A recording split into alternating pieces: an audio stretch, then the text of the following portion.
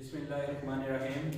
अस्सलाम वालेकुम dear students, आज जो हमारा टॉपिक है, हम पढ़े थे English grammar, 9th English grammar. आज जो हमारा टॉपिक है वो है क्लॉज। आज हम क्लॉज के बारे में पढ़ेंगे। पहले हमने पार्ट्स ऑफ स्पीच किए हैं, आज क्लॉज के बारे में पढ़ेंगे। लफ्ज क्लॉज है जो इसके अगर देखें आप यहाँ से मीनिंग्स क्या निकले हैं यहाँ पे CLA है जो इससे हम मुराद लेंगे क्लास। इसे CLA से हम मुराद ले लेते हैं कि ये क्या है जी, क्लास है हमारे पास। यहाँ पे जो USC है उसको हम यूज ही रहने देते हैं। तो हम फिर आगे आते हैं तो क्लास में हम क्या कहते हैं जी, हम कहते हैं डिवाइड अ सेंटेंस। किसी भी सेंटेंस को हम क्या जी, दो पार्ट्स या दो से ज्यादा पार्ट्स में भी आप जब डिवाइड कर देते हैं तो वो क्या बन गया जी, क्लास बन गया। उसकी क्लासिफिकेशन आगे कैसे होगी, क्लासिफिकेशन आप इसकी होगी कि आप दो या दो से ज्यादा सेंटेंस में इसको डिवाइड कर रहे हैं। अब यूज है, जो यूज किसके लिए है, use of subject and verb. इसमें ये चीज कंफर्म है कि आप जब क्लॉज है, जो क्लॉज में क्या आएगा, एक तो आपके पास use of the subject and verb आएगा और दूसरा क्या है जी, आपके पास दो या दो से ज्यादा सेंटेंसेस मिलकर, दो या दो से ज्यादा सेंटेंसेस का मजमूआ बनकर वो आपको क्या जी एक क्लॉज दे रहे होते हैं। आइए इसकी डेफिनेशन देखते हैं, फिर डेफिनेशन से मजीद इसको आगे समझते हैं। यहाँ पे है जी, our clause is a part of sentence. मैं यहाँ पे डेफिनेशन लिख रहा हूँ, डेफिनेशन में इसकी लिख रहा हूँ, अ part of a sentence, part of a sentence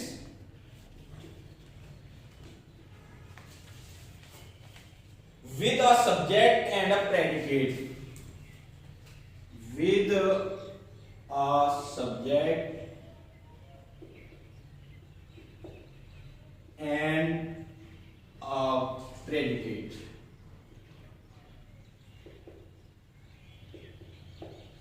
या फिर आप कह सकते हैं if you divide a sentence into parts. क्या या दूसरी इसकी क्या कह सकते हैं आप जी, if a sentence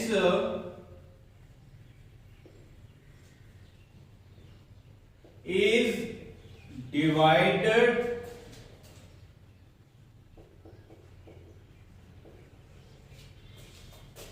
into parts is called clause।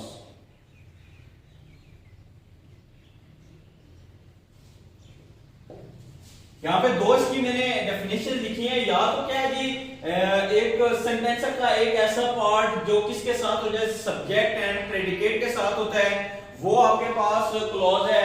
या दूसरी तरफ मैंने इसकी लिखी है जी, if a sentence is divided into parts, या किसी भी सेंटेंस को आप दो या दो से ज्यादा पार्ट्स में डिवाइड कर देते हैं तो वो आपके पास क्या है जी, क्लॉज है। यहां पे आपके पास एक ये लफ्ज है प्रेडिकेट। प्रेडिकेट से आप मुराद लेते हैं, प्रेडिकेट आपको सब्जेक्ट के बारे में बता रहा होता है कि सब्जेक्ट क्या करने जा रहा है, वो सब्जेक्ट के मुतल्लिक आपको आगाही कर रहा होता है, आपको मालूमात फराहम कर रहा होता है, इंफॉर्मेशन दे रहा होता है। ये प्रेडिकेट है, ये प्रेडिकेट कहलाता है। अब इसकी कुछ टाइप्स हैं, टाइप्स के बारे में देखने से पहले हम इसकी कुछ एग्जांपल कर लेते हैं क्लॉज की। क्लॉज की हम एग्जांपल्स करेंगे, यहाँ पे कुछ एग्जांपल्स हम करते हैं इससे, ताकि आपको मजीद समझ आ जाए। फिर इसकी टाइप्स के बारे में चलेंगे, टाइप्स के बारे में पढ़ेंगे। यहाँ पे आपके पास है जी, हम कहते हैं जी, she hits me as she hates me। she hits me as she hates me। यहां पे देखें, ये एक she hits me, सॉरी, यहां पे ये एक अलग है, ये अलग और ये आपके पास अलग हो गया। ये दो क्या जी, दो सेंटेंसेस आपस में मिलके क्या बना रहे हैं जी, एक क्लॉज बना रहे हैं। एक क्लॉज है जो वो दो हिस्सों में डिवाइड है। यहां पे अगर आप देखें तो आपके पास क्या जी, हिट्स क्या, शी क्या है जी, सब्जेक्ट्स है, ये सब्जेक्ट आ गया, और जो हिट्स है ये आपके पास क्या जी, वर्ब आ गया। देखें मैंने बात की थी कि क्लॉज में क्या जी, क्लॉज में आपके पास subject and predicate, verb, sorry, use of subject and verb. यहां पे देखिए सब्जेक्ट भी इस्तेमाल हो रहा है और आपके पास वर्ब भी इस्तेमाल हो रहा है। इसी तरह दूसरे हिस्से में देखें तो ये यहां पे सब्जेक्ट आ गया और ये आपके पास वर्ब आ गया। सब्जेक्ट हो गया और ये वर्ब हो गया। ये दोनों चीजें क्या है, ये साथ साथ आ रही हैं। पहले ही तारीफ में भी लिखा है, उधर भी मैंने लिखा है use of subject and verb. मैं एक और एग्जांपल इसलिए लेता हूं, if you pray God will help. If you pray God will help. एक और एग्जांपल अगर मैं लेता हूं तो इसकी एक और एग्जांपल ये है कि यहां पे आपके पास है जी, she has lost her ornaments.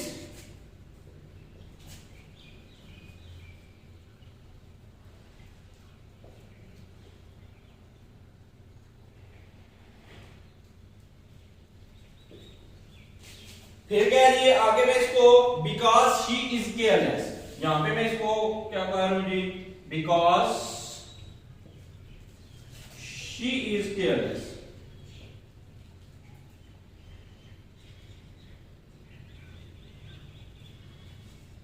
ये यहां पे इसकी होगी एग्जांपल्स आपने देखी कि आर ए कंजक्शन में क्या जी, सब्जेक्ट के साथ वर्ब भी आ रहे हैं, और क्या ये दो या दो से ज्यादा इस सेंटेंसेस में आपको डिवाइड मिलेगा, वो क्या जी क्लॉज है आपके पास। यहां पे मैं एक दो एग्जांपल्स और लेता हूं। आपके पास यहां पे एग्जांपल है, जैसे प्लीज फोन मी, मैं यहां पे लिख रहा हूं प्लीज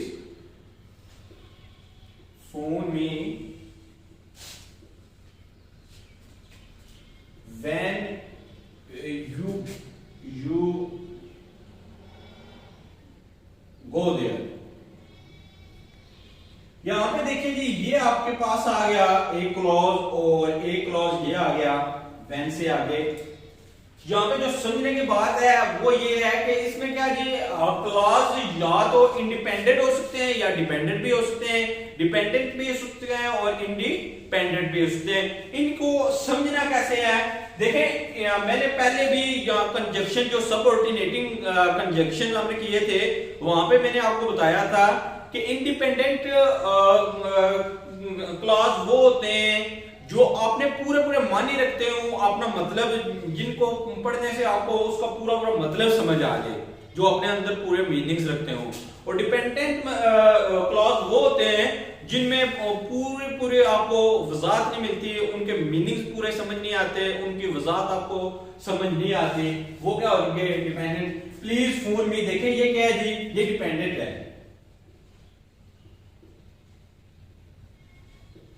ये डिपेंडेंट क्लॉज है। इसकी आपको समझ नहीं आ रही, समझ कब आएगी, जब आपने यहां पे व्हेन लगा के आगे लिख दिया यू गो देयर, ठीक है, तो ये क्या हो गया, ये इंडिपेंडेंट है।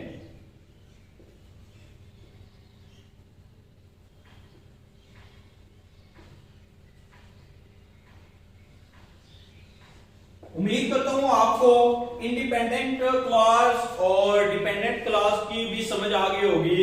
एक बार फिर दोहरा दूं कि इंडिपेंडेंट क्लॉज वो होते हैं जो आपने पूरे पूरे माने रखते हो, जिनका पूरा पूरा मतलब आपको समझ आ जाए, और डिपेंडेंट क्लॉज वो होते हैं जिनका पूरा पूरा मतलब आपको समझ ना आए, बल्कि उनको समझने के लिए आपको किसी और फिक्रे को या और क्लॉज को आगे जोड़ के उनके मीनिंग्स पूरे करें आप, वो होते हैं डिपेंडेंट क्लॉज और इंडिपेंडेंट क्लॉज। ये तो आगे मजीद चलते हैं। यहाँ पे इसकी वैसे तो टाइप्स बहुत हैं, लेकिन आपकी जो 9th की बुक है उसमें जो टाइप्स दी गई हैं वो आपके पास सबऑर्डिनेटिंग क्लॉज की, सबऑर्डिनेट क्लॉज है जो उसकी कुछ दी गई हैं टाइप्स, 3 टाइप्स यहाँ पे दी गई हैं। एमसीक्यूज भी आ सकता है, तो आपने याद रखना है कि यहाँ पे 3 टाइप्स हैं। सबसे पहली टाइप है, उसके बारे में हम करते हैं जी noun clause.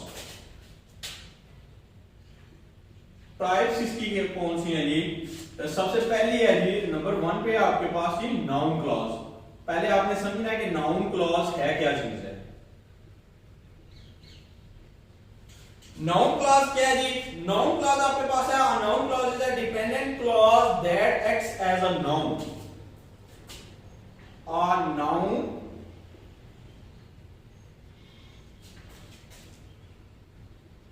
clause is a dependent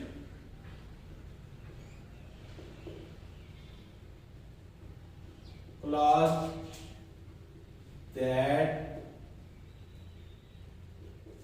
act किसके तौर पे एक्ट कर रही होती है जी, ये act as a noun, act as a noun, यानी कि आपके पास नाउन क्लॉज ऐसी क्लॉज है जो क्या जी डिपेंडेंट क्लॉज होती है और किसके तौर पे अमल कर रही होती है, काम कर रही होती है जी नाउन के तौर पे। इसकी पहचान क्या है जी, कुछ एग्जांपल मैं यहाँ पे लिखने लगूं, इसकी एग्जांपल है यहाँ पे आपके पास दैट है, व्हाट है, हाउ है, that,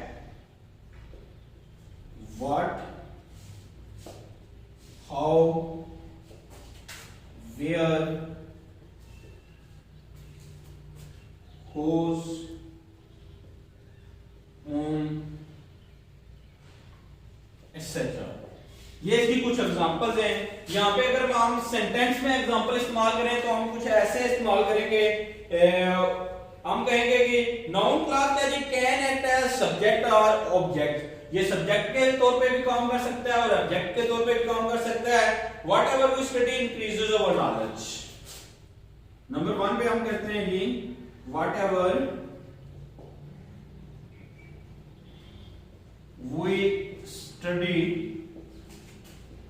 increases our knowledge।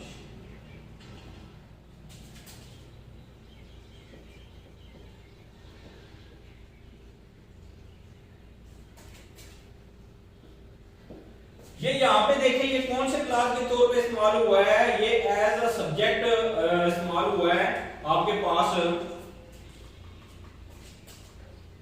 As a subject इस्तेमाल हुआ है,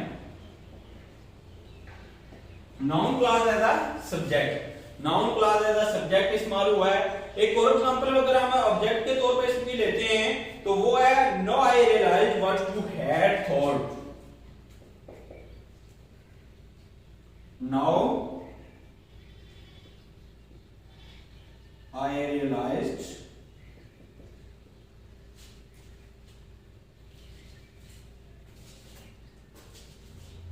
what you had thought।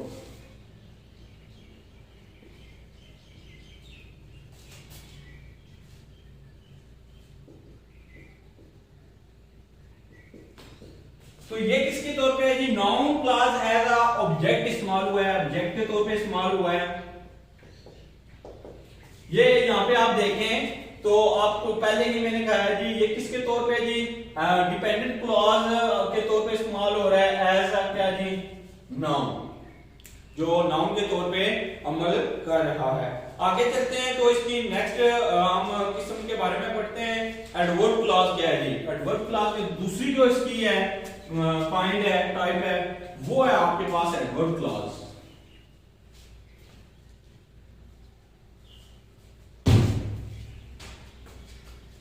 आपके पास आ गया जी adverb clause.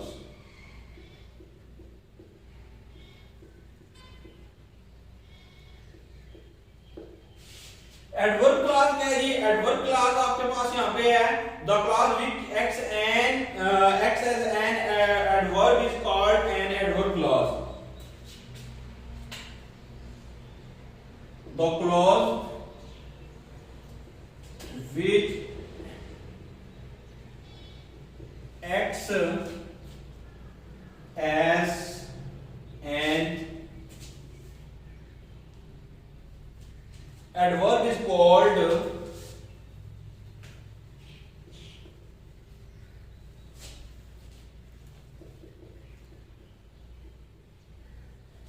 adverb clause।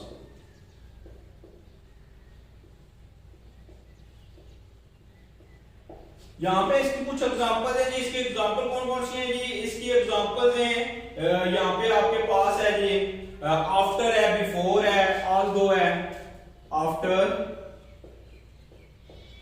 Before, although, अच्छा जी विच है, अनटिल है,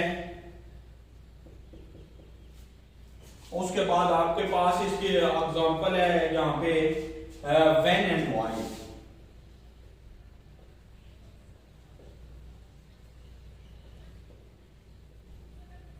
व्हाई एक्सेट्रा। यहाँ पे मैं आपको दिखाता हूँ, यहाँ पे मैं एक एग्जांपल लिखने लगूं। कहते हैं जी we saw a lion, we saw a lion and a bear when we went to the zoo when we went to, यहां पे जो बात समझने की है, देखें यहां पे आपके पास एडवर्ब ऑफ क्लास क्या आ रहा है, एडवर्ब ऑफ क्लास यहां पे आ रहा है सॉ। ये आपको बता रहा है जब आप कहां पे जी जू पे गए तो देखना जो है ये एडवर्ब ऑफ क्लास के माने में आ रहा है। ये देखना सा जो जहां पे ये एडवर्ब ऑफ क्लास के तौर पे आ रहा है। एक और एग्जांपल अगर हम इसकी देखते हैं तो हम कहते हैं son of court was the best,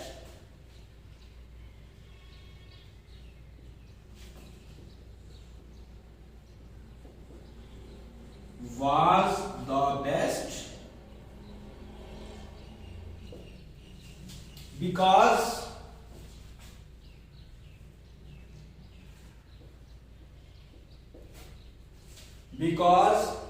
क्या जी she did the most research, she did the most research। यहां पे आपके पास एडवर्ब ऑफ क्लास के तौर पे क्या आ रहा है, ये बेस्ट। ये जो बेस्ट है ये एडवर्ब ऑफ क्लास के तौर पे आ रहा है। ये आपको पता बता रहा है कि क्यों उस जो है इसकी जो रिपोर्ट थी वो बेस्ट क्यों थी, बिकॉज क्या है जी she did the most research, उसने बहुत ज्यादा तहकीक की थी। तो नेक्स्ट किस्म के बारे में चलते हैं। चलिए हमारे पास जो इसकी नेक्स्ट क्लॉज की टाइप है वो है आपके पास एडजेक्टिव क्लॉज। एडजेक्टिव क्लॉज होती है जी, इसकी डेफिनेशन देखें। Adjective clause modifies a noun और प्रोनाउन।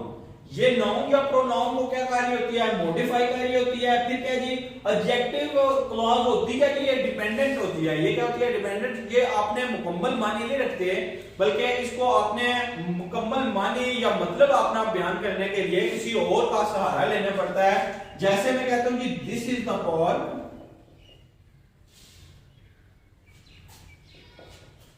द पर्क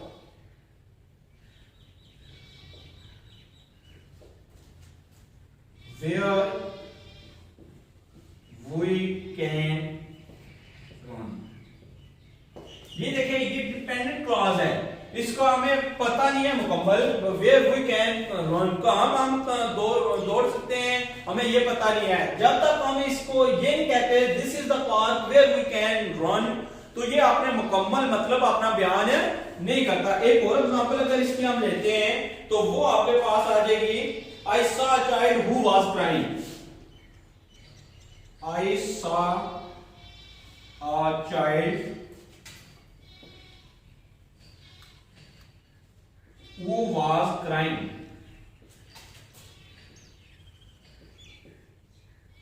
अब ये डिपेंडेंट क्लॉज आ रहा है यहाँ पे, इसका मतलब ये हुआ ये इसके एडजेक्टिव को बयान कर रहा है। who was crying, हमें क्या पता कौन जो है वो रो रहा था।